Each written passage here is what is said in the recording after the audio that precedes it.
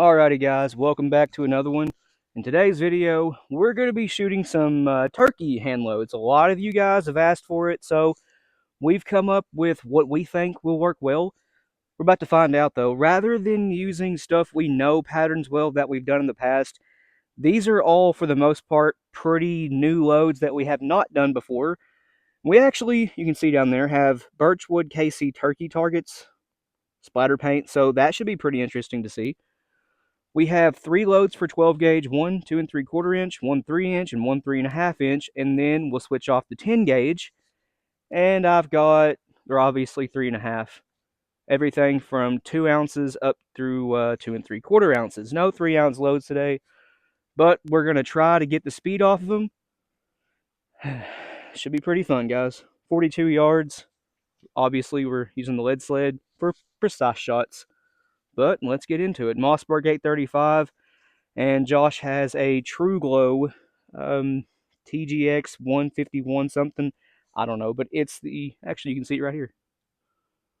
There it is. It's a 670 constriction for the Mossberg 835. And if you don't know, these are overboard to 10 gauge.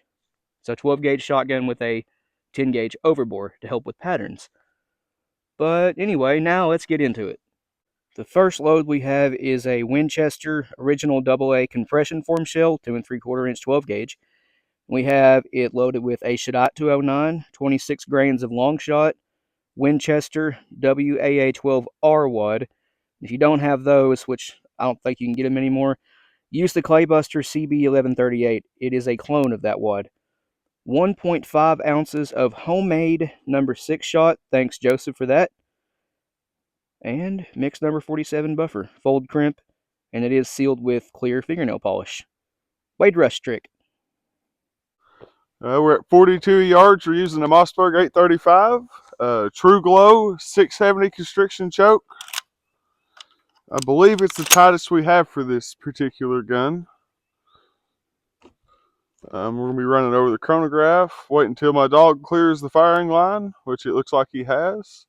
I guess let's see how this thing does. Are you ready, Ty? Sure am. If I can get in here on it. Safety. I hate that. That looks like it would have been a dead bird. Possibly. I can't see from down here. 1321 on the velocity of it. That's pretty good. Yeah.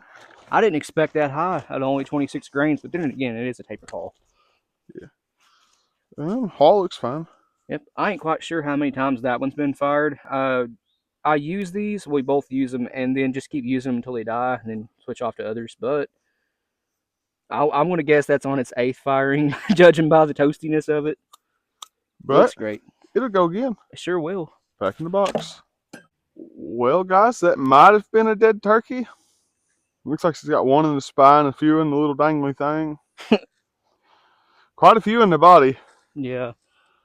Overall, the pattern it's not a great turkey load. I didn't expect it to be. We just wanted to use simple components that, most people have. But after this, we're using full-length wads, non-talk style, like TPS and stuff like that. They should do a whole lot better than this. And if you don't know, we're not looking at, well, we will, but just for this one, we're not looking at what's around it. We're just looking at what's on the actual target itself. We don't have any paper right now to keep switching off for every shot, so we're just making do. But that is a dead bird. We got one in the spine. Alrighty, guys. Well, we was talking before I took that shot whether the gun printed low or high. Well, we now realize it printed low. If that would have been where it needed to be, well, we'll just stick this beside it down there. Feel like it'd have probably been a little better. But now we know for the next one, so. The turkey's neck was in this general area right here, and you can see the shot is very sparse down here. It's a lot more dense, but still not what I would call a good turkey load. But like he said, it would have fared a lot better if we remembered the gun prints a little bit low. It's a problem with shooting all kinds of different guns, I suppose. Yeah. It's a good problem to have, really. And this next one is a brand new Shaddai hull, obviously Shaddai 209. 27 grains of long shot, the LBC 50 wad with a 4-pedal 3/4 cut, 1/8 inch of a 20 gauge felt wad, 1 3/4 ounces of copper plated number 6 shot and mixed number 47 buffer, fold crimp. See how this one does. All right, guys, let's see how this one does.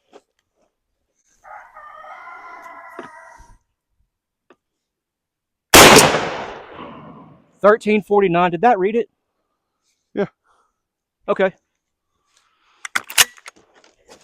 Okay, guys. This shell right here shows a little bit of flowback on the primer, but that is due to the Mossberg 835 having a very large firing pin hole.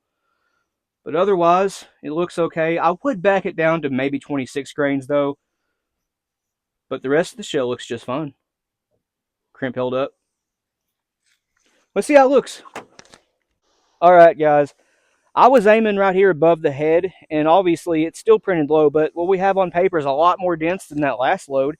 And this time there's 2 in the brain, so definitely a dead turkey. That one's almost right through the eye. Base of the brain right here. Definitely a dead turkey. Obviously the shot's more dense right here. I guess we'll have to aim up here, maybe. You think so? I don't know. The gun's hitting awful low. I adjusted for that, but still, I guess it wasn't good enough. We'll see on the next one. I guess on to the next one. Alrighty, guys, we've got here a new prime Shadite 3.5-inch hole. It's loaded with 27 grains of long shot, the TPS wad, 4-pedal 3/4 cut with the 1/8 inch of felt, 2 ounces of copper plated number 4, mixed number 47 buffer. We're still using the Mossberg 835 with the True Glow 670. 42 yards. Let's get this thing stuffed in here and see what it does. The action on that gun is so slick whenever you shoot it, even with 2 3/4 inch, it opens itself. Yeah. Now, we're having problems with these things patterning low. Well, this gun patterning low anyway, so I'm going to aim high.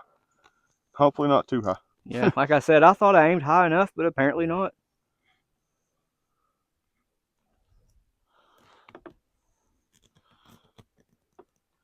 Alrighty. Are you ready? Oh, I hate when it does that. Did it go click again? Yeah. Oh.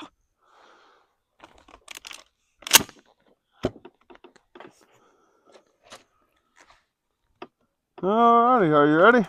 Yep. That's a dead bird. There you go. We finally figured out where to aim. Yeah, but, well, the target anyway is 3 inches above the head. Yep. And I can see that's a lot more dense. You guys will see in a second. But here's the hole. Wipe the dirt off of it where it hit the ground. It's got Mossberg marks, but other than that, Yeah. Let's looks, see. This has less flow back than the 3-inch. yeah. But it looks great. For number 4, that is ridiculous. Yeah. Let's see how it looks. Well, for 42 yards and big lead pellets, I feel like that would definitely do the job. Yeah. For 4s, that's pretty dense on there. We got 2 in the brain, 2 in the spine, 1 very close to the spine, several all around the head, more down the neck. I feel like that's pretty good for lead 4s. Yeah. Not bad at all. But once again, it patterned. It patterned to the right a little bit that time. yeah, That was probably me. could have been. But I guess let's see what the 10 gauge can do. So for the 10 gauge, it's all 3.5 inch. This one is a brand new Remington. They come unprimed from Ballistic Products. So I've got a 209A in it. This one is loaded with 37 grains of Alliance steel, the precision reloading 10 gauge wad. Those are very, very sturdy. I expect this one to pattern extremely well. A 1/2 inch of felt, Mylar wrap, 2 ounces of Ballistic Products nickel plated number 6 lead. First time ever using it. Mixed number 47 buffer. And I've got way too much pre-crimp on this. It's a little swirly. It's pretty. But Browning BPS 28-inch barrel, Indian Creek 690 choke, and I have a set of True Glow Magnum Gobble Dot turkey sights on it. And yeah, the front sight bead came unscrewed and I lost it. You guys make sure your beads are tight. That's unfortunate, but I can replace it. Let's see how it does. Okay, guys, let's see how this one does. The lightest load we have for the 10 is 2 ounces, so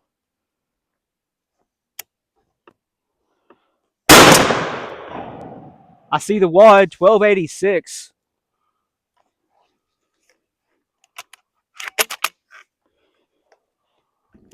Well, that'd be one reason to pack that big heavy thing around the woods. That haul looks beautiful.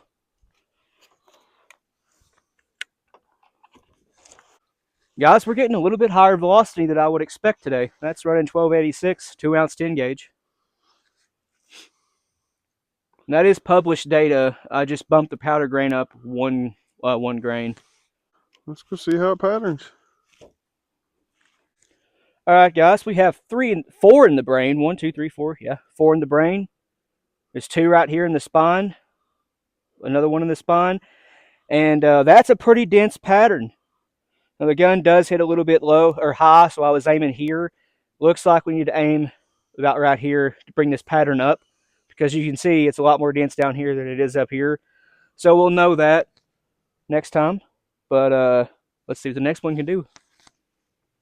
Before he reads this off, I just want you guys to appreciate that good crimp on there. Alrighty, guys, this one here is once again 3.5-inch 10 gauge, new prime shot haul. It is loaded with 32 grains of long shot, the BPD 10 wad, 4-pedal 3/4 cut with a 1/4 inch of felt and a mylar wrap. It's got 2 1/4 ounces of copper plated number 4s with mixed number 47 buffer. Running it through this Browning BPS with the Indian Creek 690, right? Yep. Indian Creek 690 choke. While I have this pointed up, would you like to turn the chronograph on? Yeah.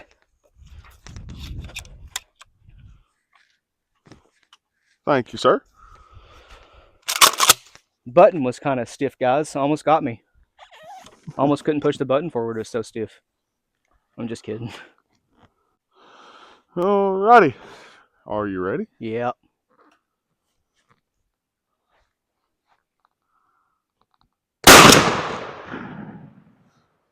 $12.62. Yeah.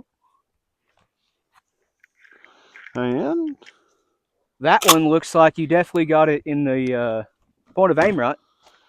yeah, I hope so. I was just aiming at the brain. From what I can see down there, we have a super dense pattern right above the head. And this haul looks absolutely beautiful. I worked hard on that crimp, guys. I'm using OMV dies on my Lee load all, which is converted to low 10 gauge. Beautiful. Womp, womp, womp. I'm a bad hunter. But look above it. He just shot a little high. That's a very good pattern up here. Is that a dead turkey? Maybe. I don't know, guys. He's awful lucky. But a good pattern. Just shot a little high. Where are you aiming at? I'll split the difference. Well, you aimed here and it went a little low, so I aimed at the eyeball. That Okay. was evidently too much. Alrighty. So I'll aim right here. Yeah. About right here. I think we got it on this next one. It's a bit of a, it's an 8 gauge load. I feel like a red dot would help us a lot with these. Yep. Ready? Yeah, you're ready. Alright. Alright, guys, and the last shot here is a brand new Remington Federal 209A primer. 43 grains of little gun. The precision reloading 10 gauge wad. 1/4 inch of felt. 2 3/4 ounces of ballistic products, nickel plated number 6 lead shot, and mixed number 47 buffer. Safety on. Let's see how this does. And this is a Magnum 8 gauge load.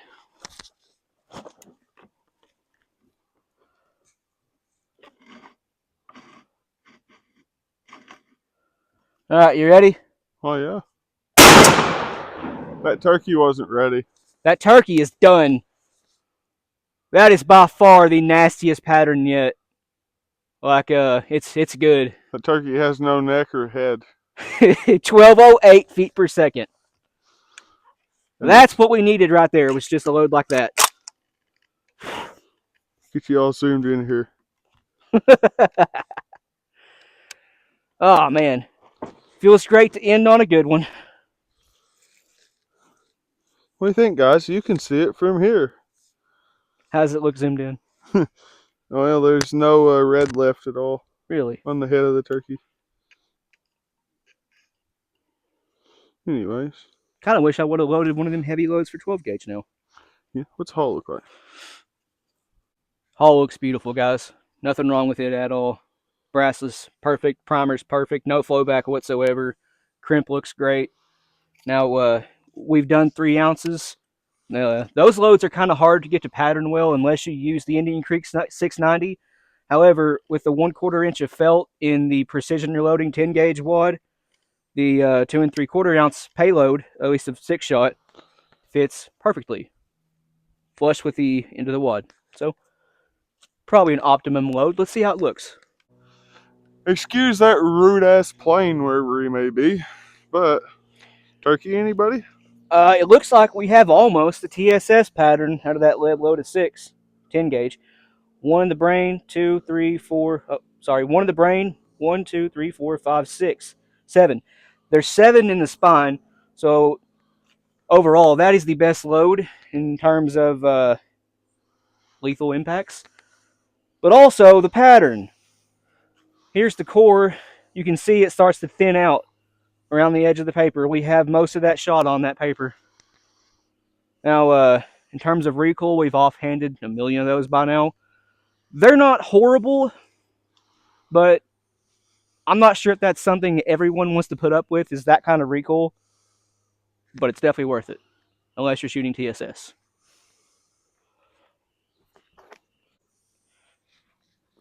Well, alrighty, guys. As the video went along, there was the first shot. That was 12 gauge, 2 3/4 inch.